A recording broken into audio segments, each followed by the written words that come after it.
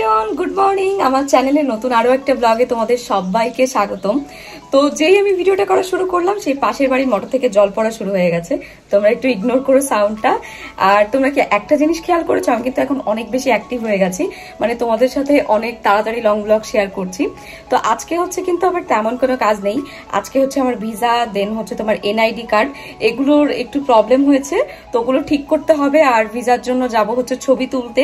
তো প্রথমে হচ্ছে তোমাদের দাদা ভাইয়ের সাথে যাব ছবি তোলার ওখানে, তারপরে হচ্ছে যাব একটু ব্যাংকে, আমার কার্ডটাতে একটু প্রবলেম হয়েছে। তো তারপরে হচ্ছে তোমার যাব মার সাথে। তো মার সাথে যাব হচ্ছে, সেটার কথা তোমাদের না বলি, মানে মার সাথে আমাকে যেতে হবে অনেক দূরে, আমার বাপের বাড়ির গ্রামে, অনেকটাই দূর, সে প্রায় হচ্ছে তোমার 30 কিলোমিটারের মতো। তো ওইটা হচ্ছে মার সাথে আমি যাব, ওইটা সারাদিনেরই ব্যাপার। তো আমি জানি না ওই ভিডিওটা তোমাদের সাথে শেয়ার করতে পারবো কিনা। তো আমার বাপের বাড়িতে যেতে হবে কেন বলতো, আমার হচ্ছে বিয়ের পরে এখনো পর্যন্ত এনআইডি কার্ডের মানে যে অ্যাড্রেসটা হয় ওটা এখনো চেঞ্জ করা হয়নি, শ্বশুর বাড়িতে দেওয়া হয়নি। তো এই জন্য হচ্ছে আমার যে কোনো প্রবলেম হলে আমার বাপের বাড়িতে যেতে হয়। তো সেখানে যাব। আর বুঝতেই পারছো যে সারাদিন যেহেতু জার্নি করতে হবে আর সারাদিন এত কাজ, তো আমি হচ্ছে নিশ্চয়ই মেকআপ করব না, আর সিম্পল একটা সুতি ড্রেস পরবো।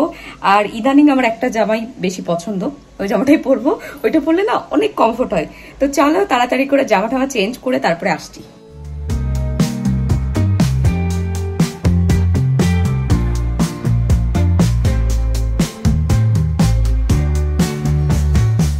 যে গরম পড়েছে তাতে একদমই আমার মুখে কিছু লাগাতে ইচ্ছা করছে না, কিন্তু সানস্ক্রিন, ময়েশ্চারাইজার এগুলো তো দিতেই হবে, কারণ বাইরে প্রচণ্ড রোদ, না জানি স্কিনের কি অবস্থা হয়ে যাবে।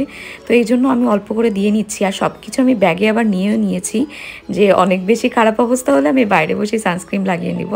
তো এরপরে হচ্ছে তোমার আর কি দিব বলো, আর জাস্ট একটু কাজল দিব, কারণ একদম মরা মরা লাগবে না হলে।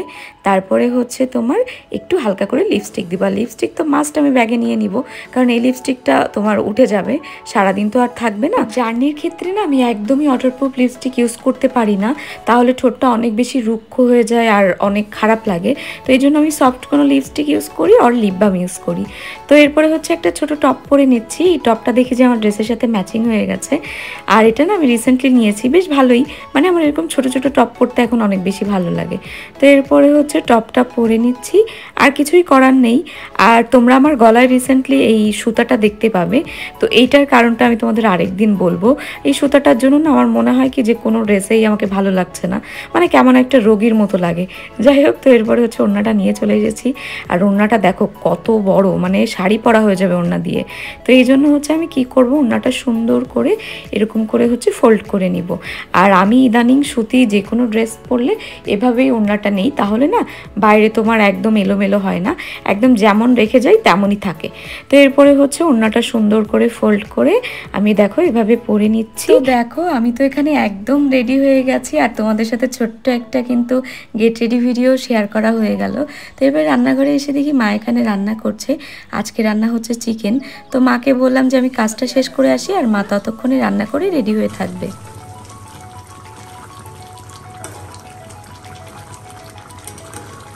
মাত্র 10 মিনিটের ভিতরে আমার রেডি হওয়া হয়ে গেছে, আর মা তো রান্না করছে, তোমাদের দেখালামই।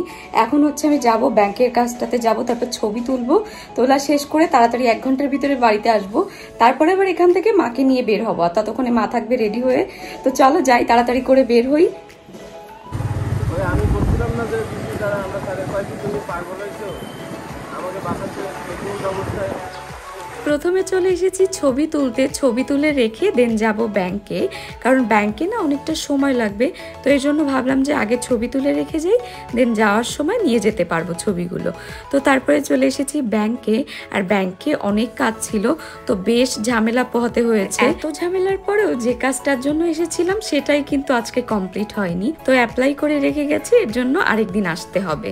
তো চলো এবার হচ্ছে চলে যাই, আর যাওয়ার সময় তো ছবিগুলো নিয়ে যেতে হবে। তো ছবিগুলো নিয়ে এখন আবার চলে যাচ্ছি বাসায়, আর বাসায় যেই তোমাদের সাথে আবার দেখা হচ্ছে।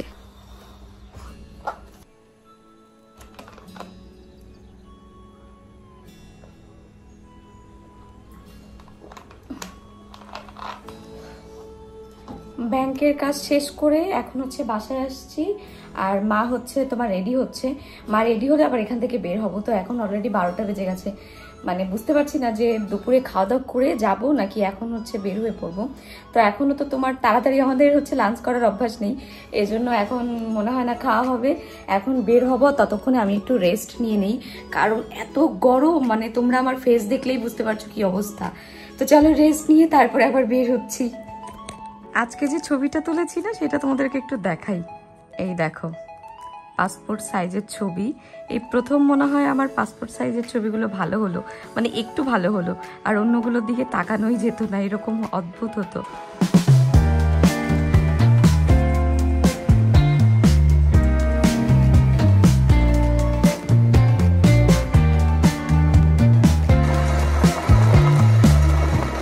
যে মাঠটা দেখতে পাচ্ছ এটা হচ্ছে আমাদের গ্রামের স্কুল মাঠ, আর ওই যে দূরে হচ্ছে স্কুল। আমি কিন্তু ছোটবেলায় এই স্কুলটাই পড়তাম, এরপরে আর গ্রামে থাকা হয় না।